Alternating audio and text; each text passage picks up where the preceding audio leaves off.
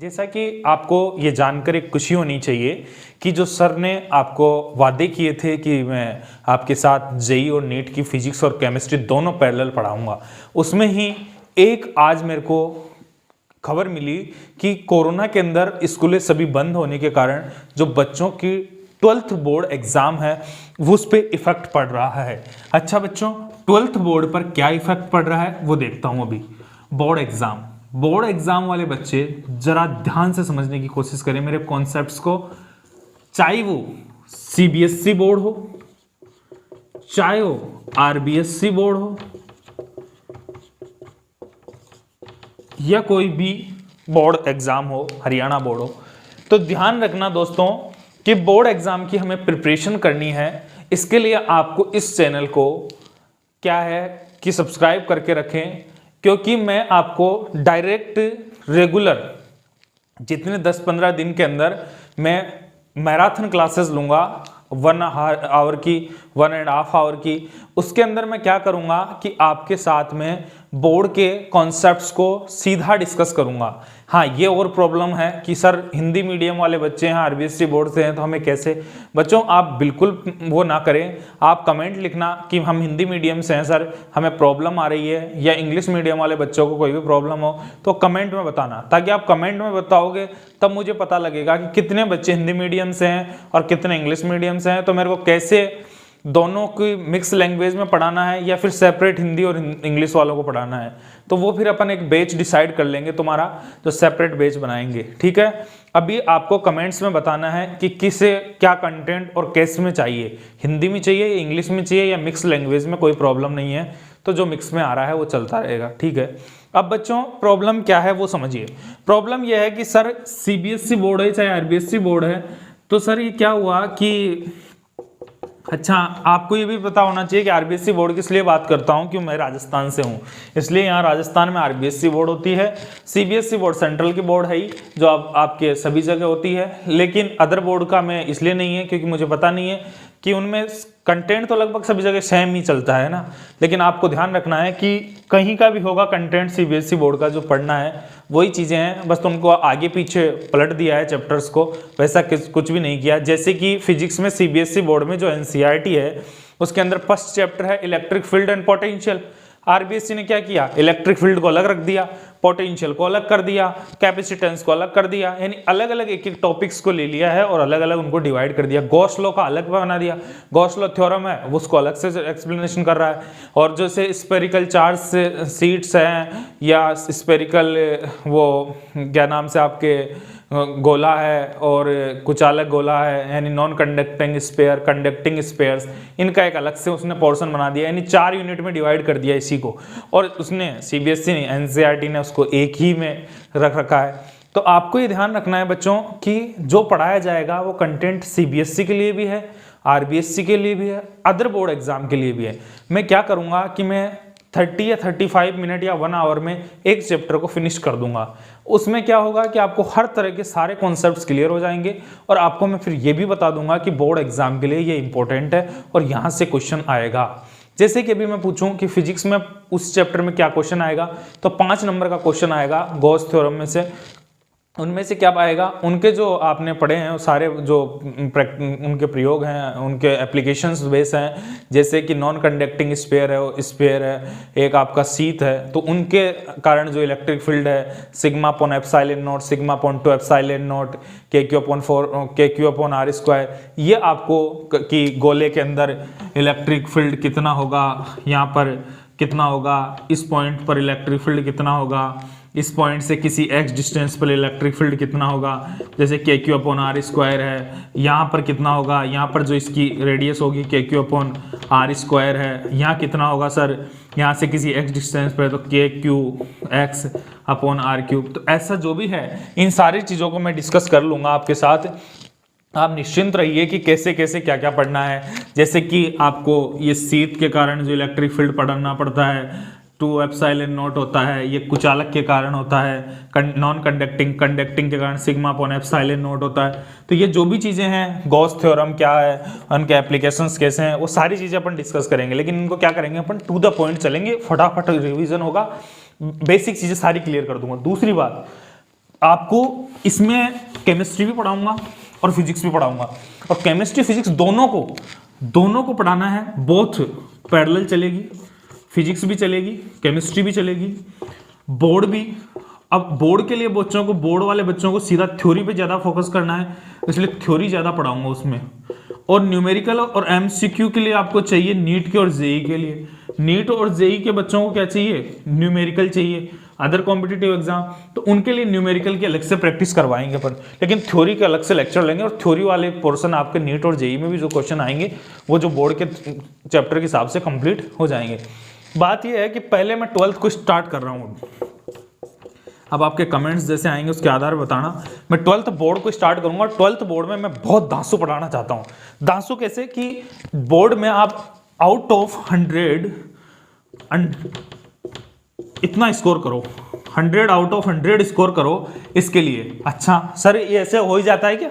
100 में से 100 भी नंबर आ जाते हैं क्या? नहीं बच्चों, आते नहीं है। तो इसलिए आपको एक प्रूफ देता हूँ, समझने की कोशिश करना। प्रूफ क्या है सर? प्रूफ क्या है? प्रूफ बताइए बेटे। देखो प्रूफ, जब मेरा रिजल्ट आप कंपेयर कर लो, क्योंकि जो आपके सामने जो खड़ा है वो अगर नहीं ला सकता तो हो सकता है कि आप भी नहीं ला सकते हो। हैं ऐसा तो नहीं है कि कोई ऐसे भी लोग हैं जो आज वो नहीं लाया लेकिन दिला सकता है, लेकिन जो आपके सामने खड़ा है उस पर्सनैलिटी के बारे में आप थोड़ा सा समझ लो क्या है। बच्चों मेरे पास पीसीबी सब्जेक्ट था, और पीसीबी के अंदर जो फिजिक्स था उसमें 98 मार्क्स थे, इसके अंदर मेरे 94 मार्क्स थे, और इसमें भी लगभग 93 या 94 मार्क्स थे। लगभग 95 मेरी एग्रीगेट परसेंटेज थी पीसीबी, ऐसे 90% थी टोटल परसेंटेज। तो आप देखिए 98 मार्क्स जो फिजिक्स में बंदा लाया है, तभी तो आपको फिजिक्स पढ़ाने के लिए कह रहा है। जो 94 मार्क्स आपको केमिस्ट्री में लाया है 12th बोर्ड के अंदर, और बायो में लाया है 93 मार्क्स। हिंदी मीडियम का स्टूडेंट रहा, बिल्कुल बेसिक हिंदी मीडियम आरबीएससी का स्टूडेंट रहा हूं। आपको कहना हूं कंपटीशन एग्जाम भी क्रैक किया, उसमें भी बताया आपको कि 180 आउट ऑफ 170 मार्क्स लाए, है ना। तो ये क्या है, जैसे आईसीआर एग्जाम के अंदर ऑल इंडिया 122 रैंक भी लाया। तो ये सब चीजें लाने के लिए आपको क्या करना पड़ता है? एक कंपटीशन को क्रैक करने के लिए मेहनत करनी पड़ती है, और एक स्ट्रेटजी के साथ। और वो स्ट्रेटजी आपकी क्या होगी? जैसे 98 मैंने फिजिक्स में लाया तो किस हिसाब से लाया और कैसे लाए? क्योंकि इसके लिए आपको सीधी सी बात है कि 12th के अंदर जो फिजिक्स रहती है वो थ्योरिटिकल पोर्शन होता है, और थ्योरी से नंबर कैसे आते हैं वो बताता हूं मैं। जैसे कि थ्योरिटिकल पोर्शन में आपको नंबर लाना है तो उसके लिए आपको क्या करना है वो इंपॉर्टेंट है। थ्योरेटिकल पोर्शन में आप थ्योरी की प्रैक्टिस करो, बार बार रिवीजन करना है, और कंटेंट को लिख लिख कर रिवाइज करना है, ठीक है। जितना ज़्यादा आप रफ में लिखोगे उतना ज़्यादा आपके माइंड में मेमोरी में सेट होगा। क्योंकि हम ऐसे कहते हैं टेम्परेरी मेमोरी होती है, परमानेंट मेमोरी होती है साइंस में। टेम्परेरी मेमोरी में कुछ समय के लिए वो चीज़ स्टेबल होती है, लेकिन जब आप उसको बार बार रिवीजन करते हो तभी तो कहा जाता है एक ही पॉइंट के बार बार रिवीजन करने चाहिए। उससे क्या है कि वो टेम्परेरी मेमोरी परमानेंट मेमोरी में कन्वर्ट हो जाती है। ये आपको फॉर्मूला यूज करना है कि बार बार प्रैक्टिस करनी है। क्या करनी है? बार बार प्रैक्टिस करनी है सर। अच्छा sir, more practice more perfect बनाती है आपको, सही है। तो बार बार प्रैक्टिस करनी है, और प्रैक्टिस क्या करनी है? लिख लिख कर करनी है। हर चीज को लिखो फिर प्रैक्टिस करो। लिखो स्फेरिकल के कारण इलेक्ट्रिक फील्ड कितना जनरेट हो रहा है वो बनाइए। नॉन कंडक्टिंग स्फीयर के कारण इलेक्ट्रिक फील्ड कैसे निकल रहा है उसका फॉर्मूले को प्रूव करिए। सब कुछ प्रूव करना है। जैसे आपको फेराडे का लॉ है तो फेराडे के लॉ को प्रूव करना आना चाहिए। लेंस का लॉ है तो लेंस के लॉ को प्रूव करना आना चाहिए। लेंस ने क्या कहा वो बताना आपको आना चाहिए। सोलेनॉइड टोरॉइड के कारण आपको अगर मैग्नेटिक फील्ड कन्वर्ट करना है तो वो भी निकालना आना चाहिए। इंडक्शन कैसे निकलेगा तो इंडक्शन के फॉर्मूलेज कैसे आएंगे। अगर मैं पूछूंगा डिस्प्लेसमेंट करंट क्या होता है तो epsilon not D I by D T जो होता है, इसमें ये एप्सिलॉन नॉट क्या है, एप्सिलॉन नॉट का जो क्या नाम से डायमेंशन क्या होगी। तो ये सब कुछ आपको coulomb square upon newton into metre square इसका क्या होगा? मात्रक होगा। किसका? एप्सिलॉन नॉट का। एप्सिलॉन नॉट की वैल्यू कितनी होगी? 8.85 इंटू 10⁻⁻12। ये coulomb square upon newton into metre square. यहाँ से आप इसकी डायमेंशन कैलकुलेट कर सकते हो। ऐसे आपके माइंड सेट चलना चाहिए, क्योंकि फिजिक्स हो, ये फिजिक्स की तुम्हें तो थोड़ी नॉलेज थी जो अपन ने 12th में बेस पे की। जैसे रे ऑप्टिक्स है, वेव ऑप्टिक्स है, वहां से क्या क्वेश्चन आएगा? इंस्ट्रूमेंट से क्वेश्चन आएगा। क्या आएगा सर? कंपाउंड माइक्रोस्कोपी आ सकता है, या फिर कौन सा सिंपल माइक्रोस्कोपी आ सकता है। उनके फॉर्मूले को आपको वो करना है, और एक आपके अगर हो सके तो वहाँ से जैसे कि वो है रेनबो से क्वेश्चन पूछ सकता है, प्राइमरी रेनबो कब बनता है, सेकेंडरी रेनबो कब बनता है। और एक TIR बहुत इंपॉर्टेंट है, TIR याद रख लेना है। TIR किस किस में होता है, प्रिज्म, पोरो प्रिज्म, ये भी याद करना है उसमें से। मॉडर्न में तो कुछ कंसेप्ट है ही नहीं, मॉडर्न में 4 फॉर्मूले एटम में लगते हैं और उसमें आपको लैम्डा निकालने का फॉर्मूला हो जाता है एटमिक में, और एटम जो केमिस्ट्री में पढ़ेंगे वही एटम से हम वहाँ पे पढ़ना पड़ता है। न्यूक्लियाई में रेडियस के फॉर्मूले हैं इंपॉर्टेंट। उसके अलावा सेमीकंडक्टर का अगर मैं बात करूँ तो सेमीकंडक्टर में जो पोर्शन है कौन सा, लास्ट वाले जो पोर्शन है पीएन जंक्शन, पीएन डायोड और ट्रांजिस्टर स्विच के रूप में उसके यूजेस हैं, उनको थोड़ा थोड़ा आपको पढ़ाना है। तो आप समझ के चलिए कि मैं आपको कम समय में 100 आउट ऑफ 100 मार्क्स फिजिक्स में कैसे गेन करेंगे, 100 out of 100 marks chemistry very easy. दोस्त केमिस्ट्री में वेरी इजी है ये नंबर लाना, ठीक है। अच्छा, साथ में सर आप कहोगे कि बेटे सब कुछ तो सर ने बता ही दिया हमें, बट प्रॉब्लम ये है कि सर ने बायो का नहीं बताया। अच्छा, ऐसा नहीं है, क्योंकि बेटे मैं केमिस्ट्री पढ़ा रहा हूँ, फिजिक्स पढ़ा रहा हूँ, तो अकेला आदमी सारी चीज़ तो पढ़ा नहीं सकता। ऐसा है नहीं कि मैं बायो नहीं पढ़ा सकता, अच्छा पढ़ा सकता हूँ और भी बेहतरीन चीज़ें बता सकता हूँ, बट क्या है कि मेरे पास टाइम का थोड़ा भी वो है, तो मैं बायो नहीं ले रहा। लेकिन मैं कोशिश करूंगा कि बायो की फैकल्टी के आपको प्रोवाइड कराऊं कोई डॉक्टर से, और बायो भी आपको पढ़ाने की कोशिश करवाऊंगा, है ना। और टाइम निकाल के कुछ इंपॉर्टेंट क्वेश्चन और इम्पोर्टेंट आपको सारे बोर्ड एग्जाम के मैं कुछ इंपॉर्टेंट क्वेश्चन टेलीग्राम पे या आपको इसमें कम्युनिटी पोस्ट पे डाल दूंगा, ताकि आप उनको डाउनलोड कर लीजिए और उसको PDF को आपको पढ़ लीजिए वो इम्पोर्टेंट क्वेश्चंस का। उसमें क्या है, आपके एग्जाम के बोर्ड एग्जाम के सारे MCQ, तो इसलिए मेरे को बार बार आता है क्योंकि JEE और नीट पढ़ाते हैं ना, तो बार बार यही चलता रहता है कि MCQ प्रैक्टिस नहीं, MCQ नहीं। थ्योरेटिकल क्वेश्चंस के लिए आपको क्या करना है बच्चों, कि इन चीज़ों को आपको बहुत अच्छी तरीके से करके चलना है। जितना हम पढ़ाएं उससे कंसंट्रेट करके हम क्या है, इन सब चीज़ों को आप भी पढ़ सकते हो, ऐसा नहीं है, लेकिन हम सबको एक कोऑर्डिनेट कर देंगे और आपको कोऑर्डिनेट वे से आपको पढ़ना है। जैसे कि मैं अभी अपन ने इनके बारे में बात की, फिजिक्स के बारे में, वैसा ही मैं थोड़ा सा आपको केमिस्ट्री की नॉलेज दे देता हूँ 12th की। अच्छा, कि सर को केमिस्ट्री आती है नहीं आती है 12th की। अच्छा देखो बेटे, केमिस्ट्री के बारे में अगर मैं बात करूँ 12th स्टैंडर्ड पर केमिस्ट्री, तो 12th स्टैंडर्ड की केमिस्ट्री की 80 क्यों आई, इसका रीज़न है कि 12th स्टैंडर्ड पे जो केमिस्ट्री है वो पूरी थ्योरेटिकल केमिस्ट्री है। और क्योंकि 11th वाली केमिस्ट्री में तो न्यूमेरिकल बनते हैं दोस्तों, लेकिन 12th में तो साला क्या है, सारा थ्योरी है। जैसे कि पहला चैप्टर में बात कर लूँगा सॉलिड, तो आप कहोगे सर कितना जल्दी पढ़ा सकते हो सॉलिड को। अच्छा, मैं कहूँगा बेटे आप लगा लो टाइम पीरियड, मैं 20 मिनट के अंदर पूरा सॉलिड कंप्लीट करवा सकता हूँ, उसी से क्वेश्चन आएगा, उससे बाहर नहीं आएगा। ऐसा क्या है सर, अरे बताए ना, कॉन्सेप्ट शुरू से स्टार्ट कर दो आप कि लेटिस बन रहा कहाँ से, लेटिस बनेगा कैसे, फिर आपको पता होना चाहिए कि एक बी में द्विबी में लेटिस बनेंगे, 1 डायमेंशन 2 डायमेंशन लेटिस आपको याद होने चाहिए, ठीक है। उनके फॉर्मूलाज आप याद कर लो, फेरोमैग्नेटिक आपको याद होना चाहिए, और ये क्या नाम से डायमैग्नेटिक्स के एग्जांपल्स है, ये थोड़ा सा इनको देख लो। उसके अलावा इसमें क्या बनता है, SCP बनता है, CCP बनता है, SCP बनता है, और आपका क्या बनता है, BCC बनता है, बॉडी सेंटर्ड। इनकी पैकिंग एफिशिएंसी निकालने के फॉर्मूलेज आपको जो सीधा NCERT ने ड्राइव कर रखा है। एक आपको ये दे रखा है कि ऑर्थोरोम्बिक है और मोनोक्लिनिक है, ट्राइक्लिनिक है, उनके लिए वो डायमेंशंस दे रखी है, A = B = C = इनके एंगल अल्फा बराबर बीटा बराबर गामा = 0। तो ये सारे क्वेश्चंस बिल्कुल थ्योरेटिकल क्वेश्चन है, वहाँ से सीधा पढ़ के जाओ और एग्जाम में उतार के जाओ, इसके अलावा कुछ भी नहीं है। सॉलिड के अलावा इसके बाद में सॉल्यूशन आपका चैप्टर आता है। सॉल्यूशन में क्या है सर, सॉल्यूशन में वही कि आपने पढ़ रखा है यार, 11th 12th में भी पढ़ा है, 10th में पढ़ रखा है यार, मोलरिटी क्या होती है, मोलरिटी क्या होती है, और टेम्परेचर से किस पर प्रभाव पड़ेगा, किस पे इफेक्ट आएगा, मोलरिटी पर आएगा या मोलरिटी पर आएगा, तो बेटे मोलरिटी पर आएगा, क्योंकि मोलरिटी हुई, मोल फ्रिक्शन हुआ, ये टेम्परेचर से इफेक्ट नहीं होते हैं। अब ये इनमें क्या है, बेसिक फॉर्मूला इस क्वेश्चन आते हैं, है ना। तो मोलरिटी, मोलरिटी, मोल फ्रिक्शन, उसके अलावा प्रेशर वाले क्वेश्चंस। अब इसमें कुछ एक दो क्वेश्चन है, हेनरी स्थिरांक है, एक तो हेनरी कांस्टेंट आता है KH, इस पे इफेक्ट किस किस का डलेगा, इसमें दो गैस होती है O2 और N2, टेम्परेचर देने पर हेनरी स्थान पर क्या इफेक्ट पड़ेगा वो। एक थोड़े से वो बैंड्स की, जब नाइट्रोजन आप समुद्र में जाते हो, नाइट्रोजन आपके फेफड़ों में भर जाती है, वापस निकलते हो, बैंड्स कुछ हो जाता है, उसके लिए हाइपोक्सिया कंडीशन बन जाती है। वहाँ पर आप एक सिलेंडर बांध के लेके जाते हो, कौन सा सिलेंडर है, उसमें कौन कौन सी गैस होती है, हीलियम गैस होती है उसके अंदर, हीलियम गैस का परसेंटेज कितना होता है, तो सारा हीलियम O2 कौन कौन सी हीलियम है O2 है, इनका परसेंटेज वो पूछ रखा है, वो एनसीईआरटी ने डाटा मेंशन कर रखा है। उसके बाद में आपको रिवर्स ऑस्मोसिस प्रेशर, जो आप आरओ, आपने घर पे आरओ यूज करते हो बेटे, क्या यूज करते हो, आरओ यूज करते हो, रिवर्स ऑस्मोसिस प्रोसेस पे काम करता है। अचार को आप सड़ निकलने से बचाने के लिए उसमें नमक डाल देते हो, वहां पर भी क्या होता है, ऑस्मोसिस होता है। ऐसे नॉर्मल क्वेश्चंस आपको वहां पूछे जाते हैं इस चैप्टर से।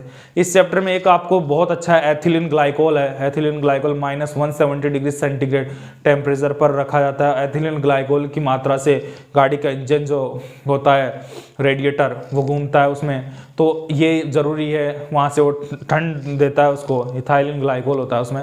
अब आपको उसके अलावा इसमें पढ़ते हैं अपन क्या क्या, बॉइलिंग पॉइंट पे डेविएशन पढ़ते हैं, बॉइलिंग पॉइंट है, फ्रीजिंग पॉइंट पढ़ते हैं, फ्रीजिंग पॉइंट पढ़ेंगे, अच्छा फ्रीजिंग पॉइंट पढ़ लेंगे, बॉइलिंग पॉइंट्स पढ़ लेंगे, प्रेशर डेविएशन पढ़ेंगे, है ना। और उसके बाद में कोलिगेटिव प्रॉपर्टीज आ जाती है, ये चैप्टर खत्म हो जाता है कोलिगेटिव प्रॉपर्टी पे।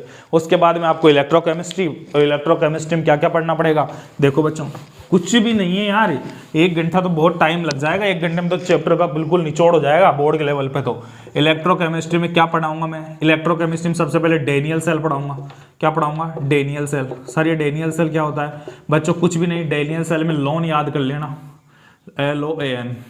LOAN। लोन का मतलब क्या होता है सर, लेफ्ट साइड होगा, बिल्कुल सर लेफ्ट साइड होगा, ऑक्सीडेशन होगा लेफ्ट में, ठीक है सर। उसके बाद में क्या होगा, एनोड होगा लेफ्ट में, ठीक है सर। इसका मतलब क्या होगा, नेगेटिव होगा। अच्छा इतना इफेक्टिव है सर ये लोन है। हाँ बेटा कैसे, ये आपका डेनियल सेल बनाने के लिए ये लेते हैं अपन, ये रोड ले लिया अपन ने, ये भी रोड ले लिया, दोनों रोड कॉपर की रोड ले लिए मैंने ना, ये रोड कॉपर की नहीं, ये कॉपर की ले लिया, एक जिंक की ले लिया मान लो।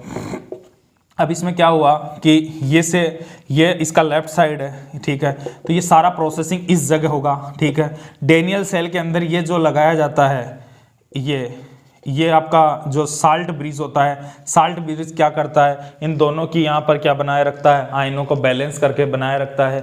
अब आपको इलेक्ट्रॉन्स कहाँ होगा, यहाँ पे नेगेटिव चार्ज होगा, यहाँ पे नेगेटिव, यहाँ से इलेक्ट्रॉन इधर की ओर जाएंगे, तो करंट किधर जाएगा, करंट इधर जाएगा, करंट इधर से इधर जाएगा, यानी करंट कहाँ से जाएगा, कैथोड से एनोड की ओर करंट जाएगा, और इलेक्ट्रॉन एनोड से कैथोड की ओर। ये सारी चीज़ें आपको बेसिक चीज़ें सीखना है, बस ये डेनियल सेल पढ़ेंगे।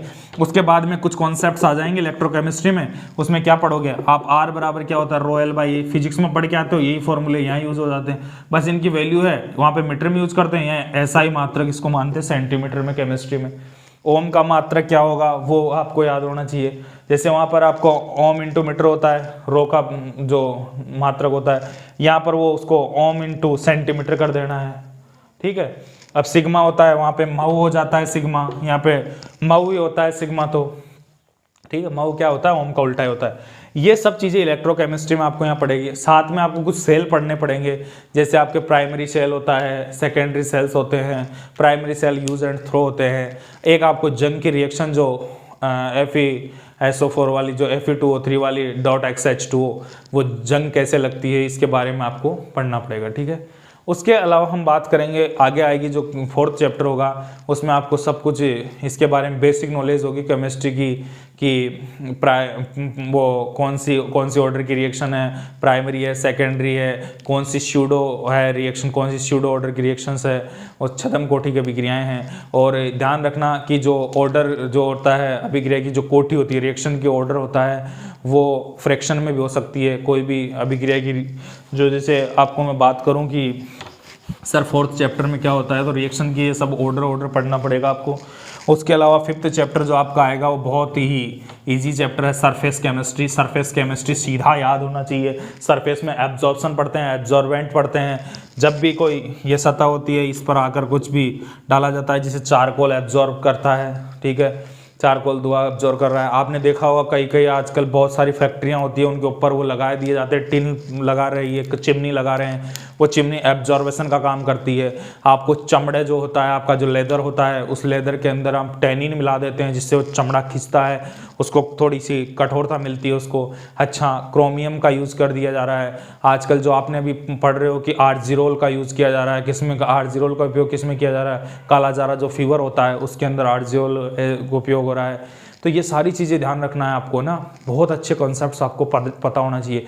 सरफेस केमिस्ट्री में दो इंपॉर्टेंट चीज़ होती है, एक धनायनिक एक ऋणायनिक होते हैं। एक उनके किसका आपने AgCl का क्या ले लिया, बहुत अधिक के ले लिया, या किसी में उसको कम लिया है, वो सारे रिएक्शंस यहाँ पढ़ने पड़ेगी। सरफेस केमिस्ट्री के बाद मेटलर्जी पढ़ेंगे, मेटलर्जी में पूरा आपको ये IS को उनके बारे में पढ़ना पड़ेगा। 7th चैप्टर पी ब्लॉक आएगा। पी ब्लॉक को मैंने लगभग कुछ चीज़ें आपको ऑर्गेनिक इनऑर्गेनिक में पोर्शन में पढ़ा दिया है। उसके बाद डी ब्लॉक की भी कुछ रिएक्शंस आपको पढ़ा चुका हूँ अभी। अब कोऑर्डिनेशन चैप्टर एक सेपरेट चैप्टर है, वो बहुत अच्छी मस्त चैप्टर समझाऊंगा उसको बहुत ध्यान से। उसके बाद हैलोजन डेरिवेटिव्स आ जाएंगे। हैलोजन डेरिवेटिव के बाद में अल्कोहल फिनॉल ईथर आएगा। अल्कोहल फिनॉल ईथर में क्या क्या क्वेश्चंस कहाँ से बनेंगे सर ऑर्गेनिक के, तो ऑर्गेनिक को मैं एक साथ पढ़ाता हूँ, सारी चीज़ें आ जाती है। अल्कोहल फिनॉल ईथर भी हो जाता है, हैलोजन डेरिवेटिव्स भी हो जाते हैं, एमीन्स भी हो जाता है, सारा चैप्टर आ जाता है इसमें। प्लस में 11th के कुछ -I + M + I in effects को भी अपन यहीं ले लेते हैं, रेजोनेंस को भी यहीं पढ़ लेते हैं, थोड़ा मेसोमेरिक इफेक्ट्स को भी। तो इनसे सारी चीज़ें हमारी क्लियर हो जाती है। उसके बाद में हम बात करेंगे कि जैसे एमीन के बाद में डेली लाइफ रसायन है, पॉलीमर्स है, बायोमोलिक्यूल है। बायोमोलिक्यूल में विटामिन्स के बारे में क्वेश्चन आ जाते हैं, और पॉलीमर में तो सीधे सीधे क्वेश्चन फिक्स हैं यार। पॉलीमर में क्या सतलर जंगा नट्टा उत्प्रेरक क्या है, सतलर जंगा नट्टा उत्प्रेरक क्या है।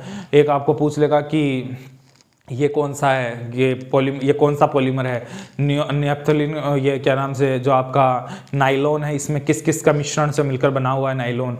आपसे अगर पूछ लिया हेलमेट जो बना हुआ है वो कौन से पॉलीमर्स का मिश्रण से बना हुआ है।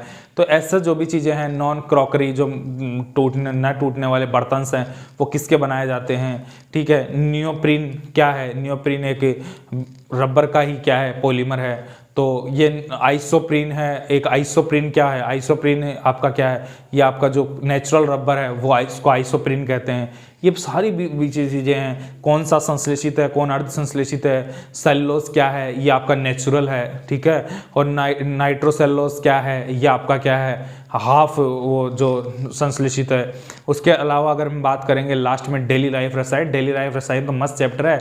अभी पूछेंगे बच्चों क्या आप डॉक्टर के पास गए, क्या हुआ सर, आज तो हमें कुछ एसिडिटी की प्रॉब्लम हो रही है। एसिडिटी का मतलब क्या है बेटे, एसिडिटी का मतलब है कि पेट में गैस बन चुकी है। आप क्या करें बच्चों, जब एसिडिटी का प्रॉब्लम है तो बेसिसिटी लेनी पड़ेगी, बेसिक लेना पड़ेगा ना। तो उसका ऑल्टरनेट आजकल होगा मैग्नीशियम हाइड्रोक्साइड, जैसे मैग्नीशियम हाइड्रोक्साइड आपको दे दिया जाता है। और रेनिटिडीन सैनिटिडीन, यानी रेनिटिडीन सैमेटिडीन क्या थी, रेनिटिडीन से पहले प्रभावित थी। मैंने ऐसे याद किया राधा सीताराम, राधा सीताराम से मैंने एक ऐसे याद रखा कि सैमेटिडीन है ना, सीताराम रेनिटिडीन से प्रभावित था, यानी प्रभावित था, यानी जब पहले सैमेटिडीन प्रभावित थी, लेकिन जैसे राधा आई यानी रेनिटिडीन आई तो सैमेटिडीन का प्रभाव कम हो गया। NCERT की लाइन थी वो बता दी मैंने। और डिस्पर्जन क्या होती है, कुछ आपको उसमें कुछ चार्ट्स दे रखे हैं उनको याद रख लेना। एक आपको धनायनिक ऋणायनिक यानी कैटायनिक आयनिक सेल्टिल ट्राई मिथाइल ब्रोमाइड जो है उसमें आपको ये याद रखना ये क्या है। एनायनिक से आपका वो है जो आप डिटर्जेंट्स पढ़ते हैं वो एनायनिक डिटर्जेंट्स होता है। एक होता है एथिलीन ग्लाइकोल से बनाया जाता है, उसमें क्या होता है नॉन होता है, वो नॉन डिटर्जेंट होता है, नॉन एनायनिक डिटर्जेंट होता है। अब इनमें इसी चीज़ के क्वेश्चन आएंगे।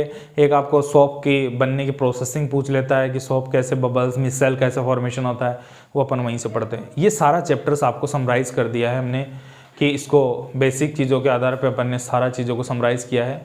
आपको ध्यान रख लेना है कि फिजिक्स हो गया, थोड़ा बायो का भी, क्योंकि आपके दिल में ये तबीयत ख़राब हो जाएगी ऐसे तो ना कि सर बायो कैसे कौन पढ़ाएगा, बायो का दिक्कत है।